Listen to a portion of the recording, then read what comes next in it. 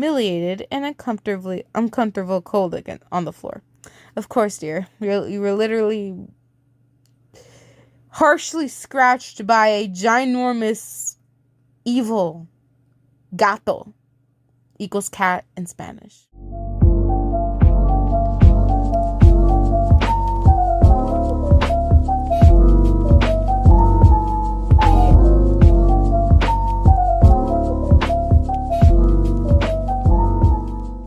So hey guys, we is reading chapter 19, Prisoners. Ryan could only really rely on her sense of hearing as she was dragged down some sort of hallway. She couldn't see due to a sack being placed over her head. It smelled of some strange scent that made her curl her lip back in disgust whenever she got a good whiff of it. Her hands were bound behind her back, making it impossible to struggle out of the grip of who else's had joined Levi and pulling her along. She had no idea where they were going to bring her or what they were going to do to her. She didn't know if this whole thing had anything to do with her or personally, or if it was just Carnage who knew everyone here. She heard a door creak open and a few voices stop the conversation that had been happening before she had been roughly forced into the room. She felt heavy hands pushing her down onto her knees, and she let out a small grunt at the action. The sack flew off her head as someone tossed it aside. It took her a moment to blink and process the room around her. Its dim lighting casted a cool tone of colors to the walls, making it seem dull and gloomy. An air vent blew a small chill towards her that made her hair sway. In front of her, a man stood tall, looking down at her with a twisted smile. Loki, she hissed as she recognized him.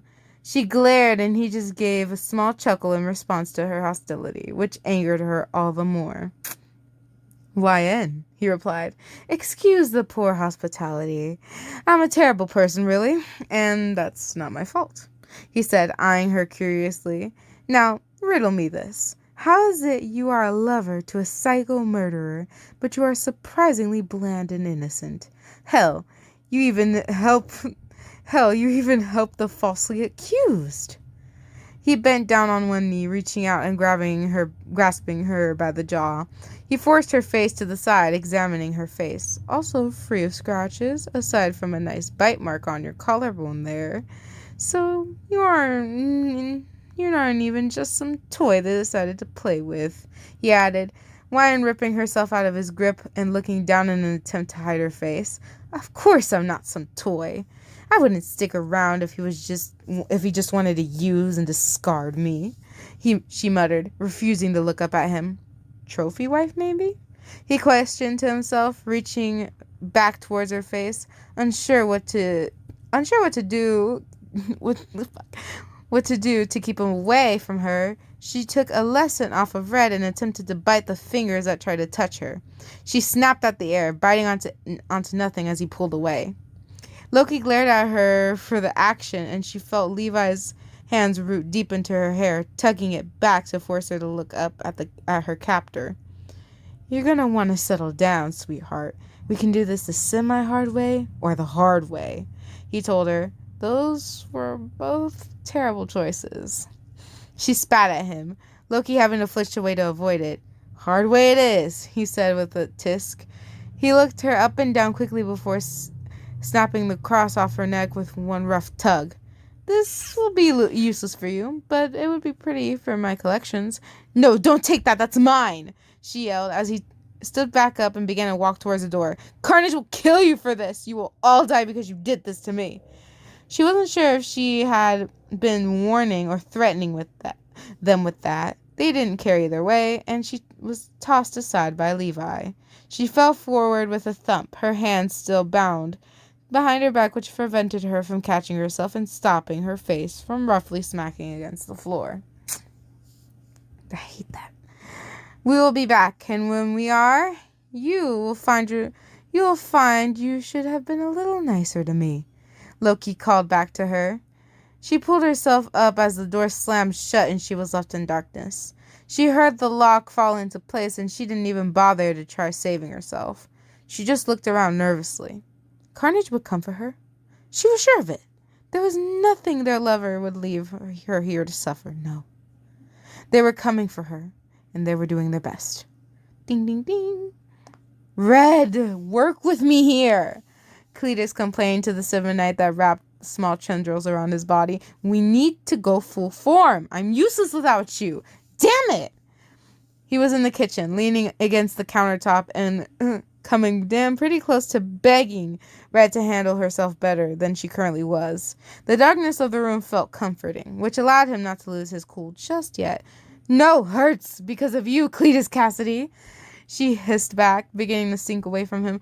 Would you shut up? I saved our lives, you ungrateful little parasite, he yelled, using the words she despised so much. She hissed once again, and she could feel her hurt as she sank as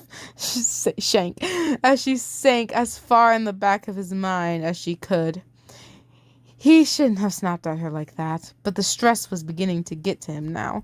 She whined as he pulled at her. Cletus was just wishing to hold the Symbiote for his own comfort.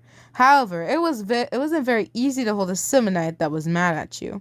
She spawned a clawed hand to smack him away. Okay, fine, cry about it, he told her, only receiving a small scoff before her silence. I just want to save YN, but I can't do that if you're refusing to put up with a little pain. He pointed out to the silence. She's going to get seriously hurt if we don't help her, Red. I love her. You love her. Then we must wait unless you want to risk failure and lose her for good, Red replied, a small tendril reaching up to his face. He squinted slightly as if to wipe away a tear he hadn't realized he had shed. You're scared, but it will be okay. It better be. God, I've learned to need her. She's so precious, and we have to get her back. I don't know what I'll do if I don't have her. He yelled at the last part, slamming his fist down on the countertop. It cracked slightly under the force of the blow, yet he felt no pain from it. Red wrapped over his hand, however, just to deal with the damage done to the bones and skin. She would have it back to healthy in under 3 minutes. Cletus, please, it's hard enough to regain my strength, she complained. Cletus pulling his red hair out of his face using his free hand. Beating yourself up won't help, idiot. Well, I should have been in there with her. I should have been keeping her safe, but instead I was eating damn chocolate, he yelled into the empty apartment. That's a different kind of beating yourself up, she pointed out, retreating away from his hand. He flexed his fingers, making sure everything was all right before relaxing. You need to lie down, and hopefully when you wake up, we will have enough energy to continue. I don't know if I can sleep in a bed alone, he whispered back, walking to the bedroom anyway. You aren't alone. Not really. We will have her back soon enough anyway. You need to sleep, she complained, forming tendrils to extend onto the wall. The base of the tendrils formed the hand, which scurried along the wall on pointed fingers, pulling him towards the bed. He followed without complaint, letting himself fall into the bed as the Symbiote disappeared back under his skin. She rested under his chin, watching the stressed train of thoughts running through Cletus. Most, if not, were all about YN. Sleep, Red whispered, accessing his brain and gently shifting through the chemicals before changing them to put him asleep. He instantly drifted off in a state of deep sleep, allowing her to focus on herself and not him. Her own chemicals were off due to the poison Cletus had cut out. It probably had been for better, but it still hurt her greatly. She had to regrow the damaged area, and it was easier said than done. It would take her a while, though time wasn't something YN might have much of for all they know. She worked hard within her own body to heal herself, knowing that someone was waiting on them, to save her. YN loved Cletus as much as they loved her. This she could tell just from looking at her in the eyes. They were always so bright when Cletus held her, kissed her, or even just talked to her. We will see those beautiful eyes again. We are coming for you. Ooh, this is getting good. Chapter 20, Here for You. Lauren wasn't sure how long she had been in that room when the door finally opened again. Maybe a day or so? It didn't matter that much to her at the moment. She grunted as light poured in the darkness, causing her to screw her eyes shut. They had managed to adjust by the time Loki had stopped in front of her. He eyed her for a long moment before speaking. Well, Ryan, sorry to be so violent with this, but some damage has to be done. It's not exactly personal, but it has to deal with that pesky lover of yours, though. Loki had told her, confirming her suspicions that this was one of Carnage's problems she had gotten dragged into. Just having me here will anger them enough, she pointed out, staring at the ground. And honestly, this whole thing is your funeral. She quickly added, whatever. Would it make you feel any better to know that you can have some food and water after this? He asked, looking at and amused. He knew she must have been starving and dying for a drink at this moment. Not really, she answered, still unsure of what exactly I had planned on doing to her. She was fairly certain it came with a lot of pain. However, due to yesterday's threats, he didn't seem like someone to disappoint when it came to that kind of stuff. Maybe we won't feed you then. That would sure upset your master.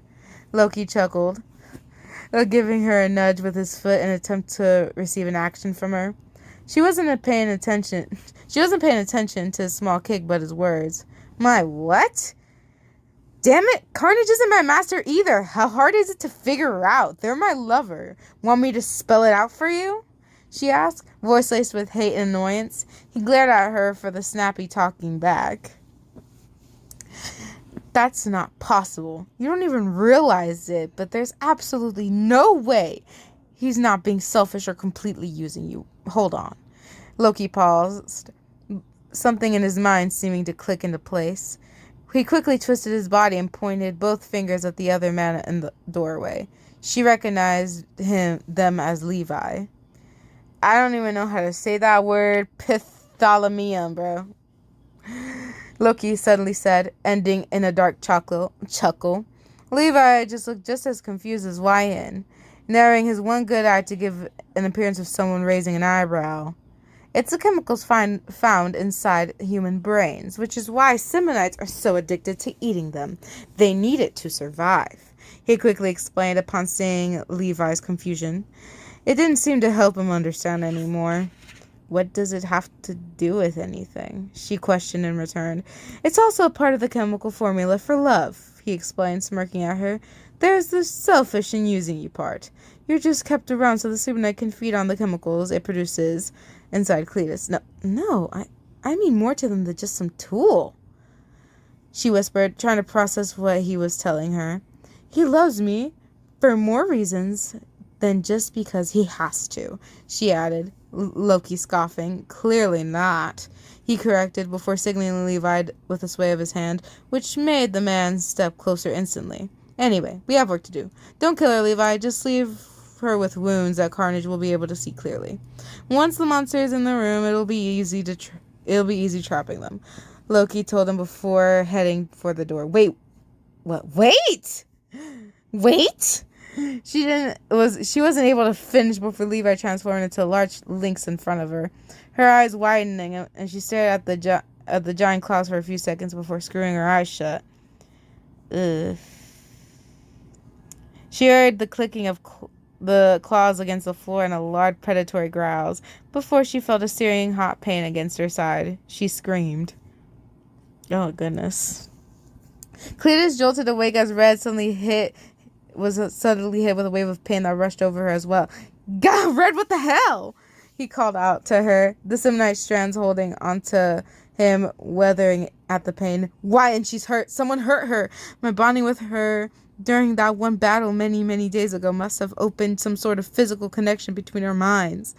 Red attempted to explain, but she had a hard time speaking when panic started consuming her. We have to go, Red, now, he growled, getting up and heading towards the window. He gripped the edge of it with one hand and pushed it open with the other. A gust of wind instantly blew over his body, and he took a deep breath at the cold, crisp air. Yes, we can't wait any longer. Wine is hurt now, and she needs us. It's worth the risk, she agreed, forming over Cletus until their fangs glistened in the moonlight, and their claws scraped against the wooden windowsill. I'm coming for you, YN, and when I get you, I'll heal you. Carnage hissed as they jumped out of the window and into the night. They free-falled for a few seconds until they latched webbing onto a building and soared towards the last place they had seen YN. They landed on the side of the building to crouch on all fours, looking around wildly and paused to the eye that cracked concrete. They had fallen to the ground due to Levi's bullets. They hissed at the sight, remembering the pain all too well. But they didn't have time to worry about the past, for they didn't know if Ryan was just being hurt or if someone was trying to kill her. With that on their mind, they felt a wave of panic rush through them, causing Chandros to lash out behind his back. A pulse traveled through their body, and they sat up, glancing around. Pain shot through their chest, and they understood that it was what they were feeling. Ryan had been struck again, and it had hurt quite a bit. I can sense her. I feel. They paused, listening to the listening to the pool deep within their mind. They thanked themselves for the connection they had established with her. I can understand it now, for she isn't too far away. They turned and dashed across the windows, following the intellectual pool that almost felt like a buzz in the back of their mind. They jumped, twisting in the air to land on the top of on the next building, and claw their way up to the top of it in no time. They raced across the rooftop. The connection seemed to grow stronger, the blurry buzz turning into a more clear picture. That only meant the pain was all the more realistic, causing them to wince as they bonded along. It felt as though 4 swords were slicing across their chest and down their stomach, which they soon suggested they were Levi's claws on Ryan's skin. They didn't let the pain slow them down, not even the smallest bit, because they clearly didn't have the time to lose if she was being attacked, as they assumed. Tendrils seemed to almost point in the direction of their mate and previous host. They were once again thankful for having connected themselves to YN in their first fight against Loki. Without this connection, they would have no idea where they would have found how they would have found her so quickly and effortlessly. As they jumped to another building, they paused, somehow just knowing that this was the one. There was no explanation for it, but they knew that she had to be in this building and no other. I'm here for you, YN. I'm here. They're here, she whispered to herself, laying still on the floor. She didn't know how she knew it, but she was sure of it. She could just feel the connection clicking into place. Levi was gone, abandoning her in a pool of her own blood. It was enough for her to start having problems keeping herself from becoming lightheaded or falling asleep. Her clothes had been shredded, leaving her hardly decent. She felt lucky that her brain remained intact and her pants had not completely torn off of her body. Though, in the end, she still felt humiliated and uncomfortable cold again on the floor. Of course, dear. You were literally harshly scratched by a ginormous evil gato equals cat in Spanish. Yes. Carnage couldn't be there. It was dangerous even for a powerful Simba Knight. There was something there that she wasn't sure they were prepared to face. It didn't take long until she heard screaming and smashing of things and people being thrown around the hall. The chaos got closer and closer as Carnage worked their way towards her prison-like room. The door was flung open as a random PC was smashed through it and against the wall. The pieces of the box spewed across the room a moment later, somehow hitting YN in its destruction. YN! They called to them, though she wasn't able to turn her head to look back at them. What the fuck have they done to you? They yelled as they rushed over to her. She was gently lifted into their arms, finding their hold to be comforting with the pain scorching through her. She wasn't able to take the time to enjoy the embrace. She had to gain energy to speak of before anything else. Carnage. Carnage.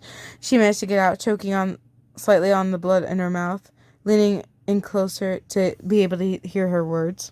Yes, babe, I'm here, they whispered, brushing her hair out of her face with gentle claws that they were still damp with their victim's blood. She took a deep breath. It's a trap.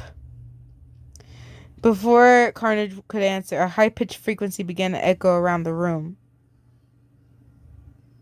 Oh my god, we have to read. I can't leave y'all on a hanger. I cannot leave myself on a hanger. Oh my goodness. Okay, chapter 24, Rescuer. Okay. It's getting intense, y'all. Whew, it's getting intense. Wine had reached over time from just watching Carnage that they were sensitive to certain kinds of sounds. Even just the tapping of a spoon against a mug whenever she stirred her coffee in the morning seemed to unsettle them. When the speakers burst into life, she wasn't surprised to find they were shaking, the tendrils smacking down against the ground violently as they let out a shriek of pain. The grip they held on her began to loosen as violent spasms ran through their body. Carnage. She wasn't able to speak very loud, so when she called their name, she had no idea if they actually heard her or not. She gently grabbed onto them instead, hoping to provide them some comfort in whatever strange pain they were going through. She felt their talons tangle around her, and to her surprise, they pushed themselves to their feet. They still had her against their chest as they began to slowly towards the door. They're making the same mistake so many others have made. They chuckled under their breath. The crooked smile on their face they grew as they stepped out of the room. I'm not like every other Simonite, and certainly not like my father. Sound does hurt, but it does not keep me down, they explained, especially not when I have someone I need to protect. She couldn't speak. She just held on tighter to the Simonite, who seemed to be able to do anything if it meant saving her life. They softly purred in response. Even after all of the pain, they could still find a way to purr for her. Carney, it's all Loki's doing. All of this, she whispered to them. They hummed in response, smiling, turning into a look of disgust. Figured as much. He has his filthy fingerprints all over it, they said, heading down the hall they had already mowed down in fury of lashing claws, snapping teeth, and whipping tendrils. The further they got from the sound, the faster they were able to run. However, upon getting to the entrance, they were forced to skid to a sudden stop. In front of them, on their way of freedom, was Loki, Levi, and Daydream. They growled with hatred as they watched the group stand before them. All right, Carnage, I'll admit it. I thought those sirens would hold you longer. Loki spoke first. A small smile spread teasingly across his face. But it's really no problem when it's 3 against 1. 3 against 1? You weren't even gonna play fair? Carnage asked, gently placing Ryan down on the ground before stepping in front of her to form a barrier. That's fine by me. I can't wait to tear your throats out and watch you die. They laughed insanely. Loki narrowed his eyes at that. Still so cocky, he muttered, grabbing a weapon off his belt. Carnage recognized it as a pistol very similar to what the Levi had shot them with. Do your best, Loki. I ain't leaving YN no matter the cost. They extended many thick tendrils out of their body, coiling all around themselves. Good, that was the plan. Loki scoffed, firing the first shot. Carnage lashed the first tendril towards the line of fire, ignoring the plane that blazed through them as the weapon destroyed most of the tendril. They moved past onward, the other 2 by Loki's side grabbing pistols as well. All 3 of them started firing. It became nearly impossible for Carnage to push through and block blasts from hitting their body as they moved closer, focusing on saving themselves before slaughtering Loki and the other guards. Loki threw his pistol aside, grabbing a dagger instead. Carnage raised their claws up high, ready to tear him apart. That's when the knife plunged forward onto their shoulder, becoming stuck in the thick hide of tendrils. Blood poured out from the wound, but they didn't care to stop it. They instead clawed down Loki's face, giving a wound that would certainly leave a nasty scar. The other talons paused, but a shine caught their eye. Hanging around Loki's neck, they could easily make out the cross Ryan usually wore. That does not belong to you, they hissed in frustration, grabbing the chain in one hand. As they moved, Loki's knife scored up, heading for their neck. Sensing the critical condition they were in, they jumped away, pulling the cross along with them. They now stood a ways back, shaking and panting as the other 3 stared them down. With a frustrated growl, they lashed two remaining tendrils out and wrapping them around Levi and Daydream's neck.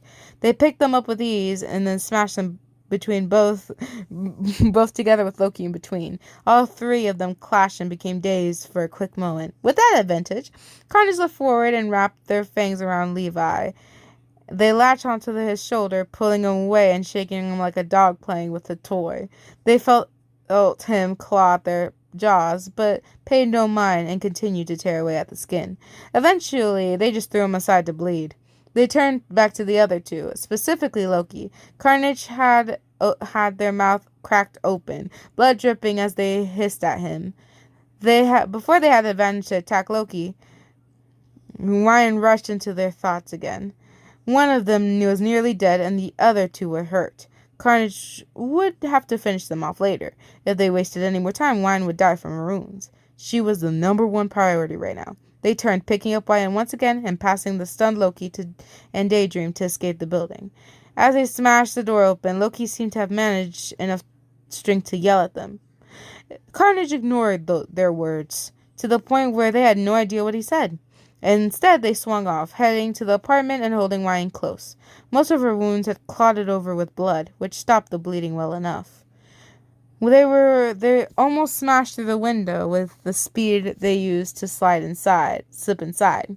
They were eager to heal her, but they were also terrified to mess it up. If she died because they were unable to heal her, they would never forgive themselves. They laid her down on the couch, Symbiote retracting to reveal Cletus. He got down on his knees beside the couch. "Ryan," he called to her, receiving the smallest sound in return. "I got you, love. Just hold on," he added before placing a hand on top of her stomach. "Red, go. Heal her," he ordered. The Symbiote mewling in response, she quickly slipped off of him and covered Ryan like a blanket, wrapping tightly around her body. As Red latched onto her, she still remained attached to Cletus as well. Both him and Ryan took in a quick breath as their minds connected through the symbiote. He had access to her thoughts now, which were a mess of a bunch of sentences playing at once. Unlike her, his mind was fairly simple to read when he was focused on one thing. She could make out words he pushed through the bond into her mind. "You're safe, and Red is working on healing your wounds," along with the words she felt his overwhelming desire to love and protect her. "Thank you," she whispered. He couldn't hear her words, but the thought came through clearly on his end. He gave a small nod and kissed her forehead, gentle and soft. Red continued to work, sewing up wounds and repairing any internal damage. It would take her some time to do so, and Ryan still needed to recover from shock on her own time. Of course, both Cletus and Red would help her through that process. He carefully ran his hand through her hair, aware of the knots that had managing to not tug them. She could feel from their connection that it was soothing to her, so he continued. About an hour passed of him just waiting beside the couch. Eventually, Red spoke to them both through the bond. "Wounds are healed. She is still very sore. I cannot clean up the mess of blood that clung to her," she said, retreating to her host. She felt her knit away at his own skin. He hadn't even noticed the wound provided by Loki's dagger until she began healing it. "All right, I'll clean you up, love. Just a quick shower," he told her, picking her up carefully and walking towards the bathroom. As she moved to hold on to him in turn, pain filled her muscles instead. She shuddered, giving up and letting Cletus do everything he needed to do in order to help her. She had no doubts that his intentions were perfectly pure and driven by the desire to help her, and nothing more. He placed her on the mat beside the tub, and when he began carefully to remove her mostly torn-up clothing, she let him. He placed the shirt off to the side while one of Red's tendrils twisted on the shower. Cletus could feel Red was tired and hurting herself by continue to work, but the two of them will handle themselves after Ryan is all right. He slipped her pants off, and Red grabbed the face cloth to drop it onto the tile floor next to Cletus. It felt good knowing she had two people there to take care of her, so she relaxed and closed her eyes. There was nothing for her to do to be worried about with Cletus and Red there with her.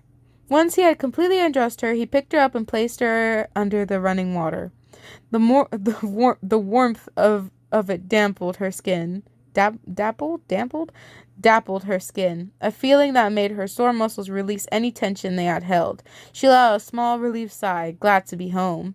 Cletus had washed off the blood off her skin with a now damp cloth, fearful he might accidentally trail over too roughly or over a recently healed wound. She let him wash her, focusing on the more rhythmic fall of the water against her skin. "I'm so sorry," she heard him whisper, and she peeked an eye open to look up at him. He had a guilty look on his face that mixed with the worry he felt. "For?" she asked, voice soft and quiet. His gentle movements came to a stop, and he sighed. "If it weren't for me, none of this would have happened. You would have been safe. I'm the one bringing all these troubles to you," he answered, lifting the cloth to wipe off the blood from under her lip. "I thought I could protect you, but I'm only making things worse." His voice cracked, and he moved his gaze to the side. She eyed him for a moment before smiling and looking away. "Cletus, do you remember that night I screamed and you came running?" Her question made him look over at her once again. "Without you there that night, who knows what would have happened to me? I would have probably been dead." The smile flickered across his face for a quick moment, but it disappeared. "The point I'm trying to make is you still save me every time. I would have been alone if I was alive. Instead, you saved me and comforted me. I'd rather have you with all your enemies than nothing at all," she told him, reaching up and cupping Cletus's face. "I love you." She leaned up for a kiss, and he followed into it. Their lips met. Cletus's hair quickly becoming wet from the rushing water, he leaned in order to kiss her properly. When he pulled back, he used a hand to shake out the red hair. "I love you too," he told her. He placed her cross necklace back around her neck, and she smiled. "Oh, that is so cute. Oh, that is so adorable. Oh, that is so cute. Oh." Oh, guys, that was so fucking cute. We read 3 chapters. Woomy, I'm honestly surprised myself because I was planning on reading like 1 chapter, to be honest, because I am kind of like a little tired today, you know. I had to go to school. I had to do a couple stuff. I don't know. I just feel more exhausted than usual. I guess it's because I had to clean my betta-fish's tank. One was more difficult to do than the other, but I've managed to clean them both nice and clean. So both of my betta-fishes are nice and tidily cleaned, which I'm grateful for because honestly, jalapenos took forever, but you know, it's okay. And I also found out recently that I have to buy more fertilizer for their plants, like these tablets that I use. And my mom ordered them on Amazon. As soon as I told her, I'm like, "Mom, I need these soon, like in 1 or like in a couple days." And I'm going to get them on Saturday, so thank goodness, you know, because those are really important for my betta fishes.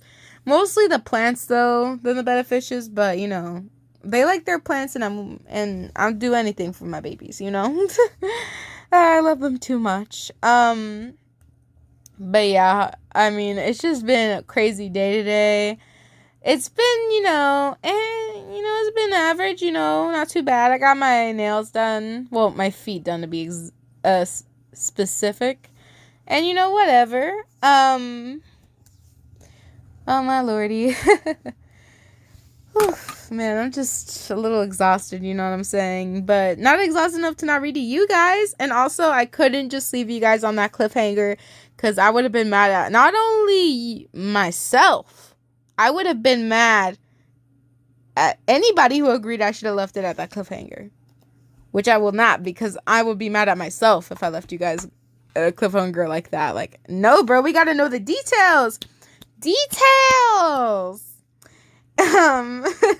Anyways, guys, I hope you enjoyed. Like, subscribe, and hit that notification bell for more amazing videos, guys. So y'all, me and my niece decorated this. Look how amazing that is. Isaiah was sleeping right next to me. Ooh, oh my lordy. He loved me. Anyways, with the stickers, you know what I'm saying, looking really nice. Then I got my tub by the door because I needed to get out. Yeah, with some mushrooms. I don't know if you guys can see it too well. I'm sorry. But My battery's low. But it's okay, y'all guys can see it good enough. You know, it looks badass, you know, as you said. I just wanted to show you this. My niece. Credit to my niece. Thank you, my baby. But anyways, bye!